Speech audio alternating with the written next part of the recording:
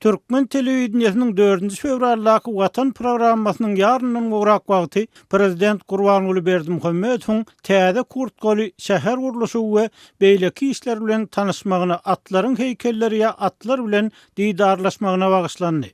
36 minitçe mesdogan eden habarlar programmasında Berdimuhammedowyň Türkmenistanyna gadagan edilen garry renkli awtologda gelip krokodil derisinden tikilene çalymdaş garamtyl Kurtgoly soňky ýyllarda bina edilen belint tesgalaryň gurulýan jaýlaryň fonuny şäher häkimine bir näçe tawşyryk berendigi habar berildi. Döwlet telewizionyasy prezidentin köpetdagyň eteginde guruljak binalaryň taslamalary bilen tanyşyp, soň Dikuçorlu Ahal welaýatynyň täze merkeziniň gurulýan ýeriniň ýokursyny öwrüm edişini görkezýär. Türkmen telewizionyasynyn maglumatyna görä, prezident öňde duran dawaraly çäreleriň aýratyn belent dawaralara beslenmeligini belledi. Ahal-teke ödewlerine bagyşlanan kitaplarynyň daşary ýurt dillerine terjime edilen nesirleriniň tanışdyryş dawarasyny geçirmek baradaky teklibi oňlap bu çäreniň daşary ýurtly mehmanlaryň ünsüni özüne çeker ýaly derejede gurulmagynyň maksada laýyk boljakdygyny aýtdy.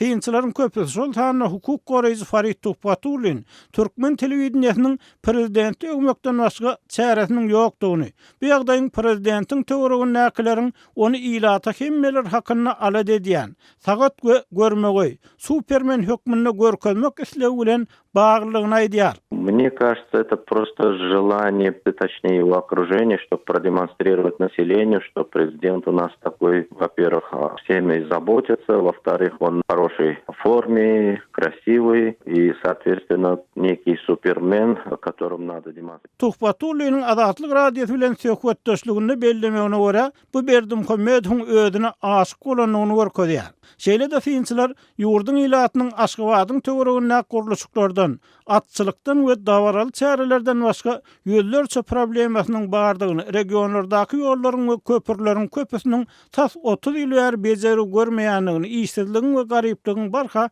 ösýändigini öňe sürýärler.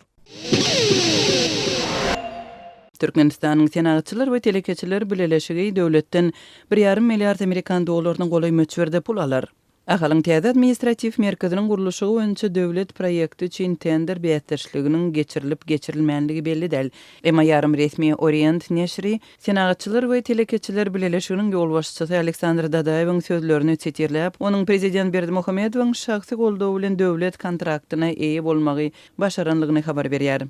Şeýle üstünliklere ýetmekde bize elbette döwletiň we ýurdun prezidentiniň şahsy goldawy kömek berýär diýip Orient neşri Dadaýew çetirleýär. Prezidentiň ogly Serdar Berdimuhammedowyň ýolbaşçylygyndaky Ahal welaýatynyň täze paýtagtynyň gurulşygyna görülýän taýýarlyk barada 2018-nji ýylyň 31-nji oktýabrynda habar berilipdi. 2019-njy ýylyň 10-njy aprelinde prezident Berdimuhammedow Ahal welaýatynyň Göktepe etrafynda administrativ merkeziniň düýbüni tutmak dawarasyna gatnaşypdy. Senatçylar we telekeçiler birleşigi Türkmenistanda esasy döwlet patriotçysy bolup durýar. Ýurdun 2016-njy ýyldan bäri agyr ykdysady krizisde galýanlygyna garamazdan bu birleşik dürli obyektleriň gurulşy üçin ençime milliardlyk kontraktlara eýe bolmagyny dowam etdirýär. Birleşigiň eýe bolan döwlet kontraktlarynyň bir Aşgabat Türkmenabad awtobanynyň gurulşy bolupdy. Moňa döwlet tarapyndan 2,13 milliard Amerikan dollary çykarylypdy.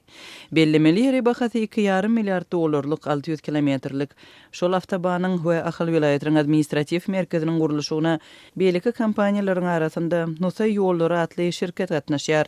Türkmen News neşriniň maglumatyna görä, bu gurulşy kompaniýasynyň eýesi prezidentiň gyýy Anna Nazar Rejepow.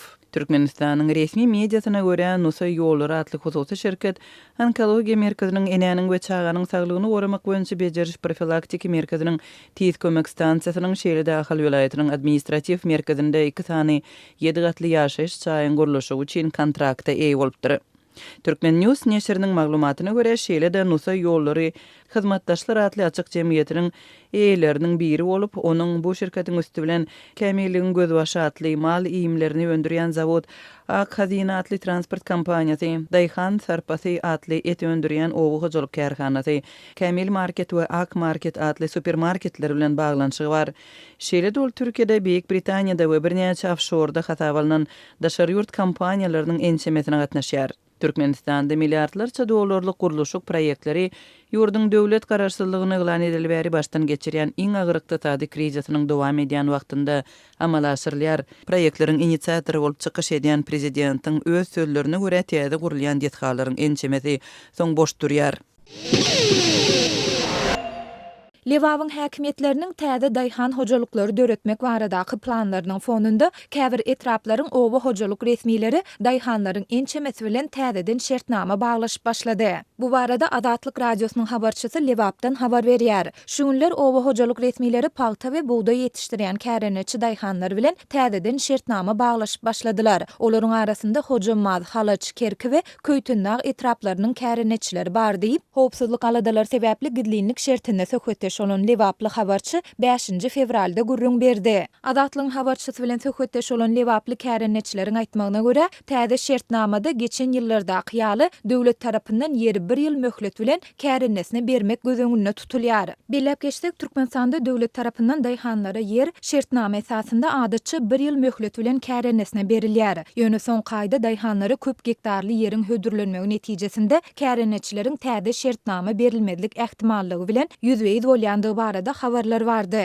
Geçen aýyň 20-sine Adatlyk radiosynyň habarçysy Lewapda häkimet wekilleriniň täze daýhan hojalyklary döretmek boýunça ýerli kärenetçiler bilen duşuk geçirip başlandygyny habar beripdi. Şonda emeldarlaryň daýhan hojalyk döredip biljek adamlara köp gektarly ýer teklip edip 50-150 gektar aralygynda ýere gözegçiligiň hötdesinden gelip biljek daýhanlary gözleýändigi aýdyldy. Lewapda bu teklipe razy boljak adam ýokdur, sebäbi häzirki şertlerde köp gektarlyk ýer alan daýhan hojalyklary ýa-da ferma başlyklary uzaw bilen 1 ýylda döwlete bergidar çykar. Bu hemme mälim diýip Adatlyň habarçysy bilen howpsuzlyk ýagdaýlary sebäpli anonim şertde gurrundeş bolan Lewaply bir kärenetçi öz pikirini gurrun beripdi. Bu habarlar Daşowdyň Görogly etrawynyň 3 geňişliginde kärenetçi daýhanlaryň ýerleriniň ellerinden alınıp, olaryň gurply hojalyklara paýlanandygy baradaky habarlaryň ýa-da gawat gelipdi. Bu ýyl welaýatda köp gektarly daýhan hojalyklarynyň döredilmejektigi, muňa daýhanlaryň bu pikire oňoýsuz garamagynyň hemde bu hakda Adatlyk radiosunda berilen gepleşikleriň sebäp bolandygyny Lewaply habarçy aýdýar. Owa hojalyk reformalaryny özgertmek meselesini täzeden serediljektigi aýdylýar. Ozaldan 30-40 gektar ýeri bolan daýhanlar hem bar. Adatlykda berilen gepleşiklerden soňra inniden beýle köp mukdarda ýer almak isleýän raýatlara dolanşykda bolmadyk ýerleri özleşdirmek hasabyna kärenetine bermek maslahat edilýär diýip Lewap welaýat häkimliginiň jogapkär işäri anonimlik şertinde Adatlygyň habarçysyna gurrun berdi. Adatlyk radiosyna bu barada Lewap welaýat we Hojamaz, Halaç, Kerki hemde Köýtünnag etrap häkimliklerinden kommentari almak başartmady.